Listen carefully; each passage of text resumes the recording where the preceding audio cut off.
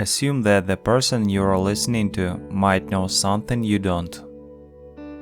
Genuine conversation is exploration. When you're involved in a genuine conversation, you're listening and talking, but mostly listening. Listening is paying attention. It's amazing what people will tell you if you listen.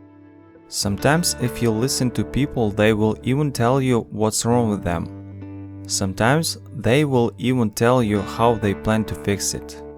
Sometimes that helps you fix something wrong with yourself. Life is very complicated. Sometimes you have to change the way you understand everything to properly understand a single something. Thinking is listening to yourself. It's difficult. To think you have to be at least two people at the same time. Then you have to let those people disagree. Thinking is an internal dialogue between two or more different views of the world. True thinking is complex and demanding. It requires you to be an articulate speaker and careful, judicious listener at the same time. It involves conflict, so you have to tolerate conflict. Conflict involves negotiation and compromise. Sometimes it takes a long time to figure out what someone genuinely means when they are talking. This is because often they are articulating their ideas for the first time.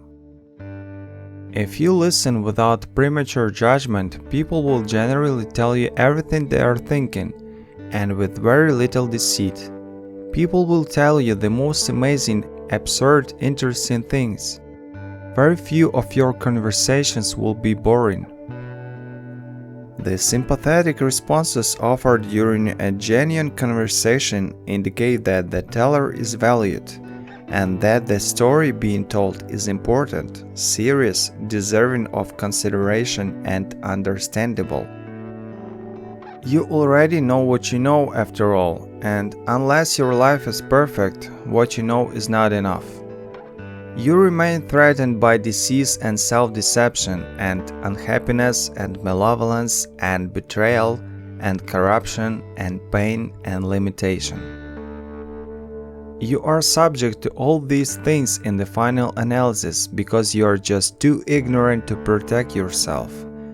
If you just knew enough, you could be healthier and more honest. You would suffer less. It is necessary to respect the personal experience of your conversational partners. You must assume that they have reached careful, thoughtful, genuine conclusions, and perhaps they must have done the work that justifies this assumption.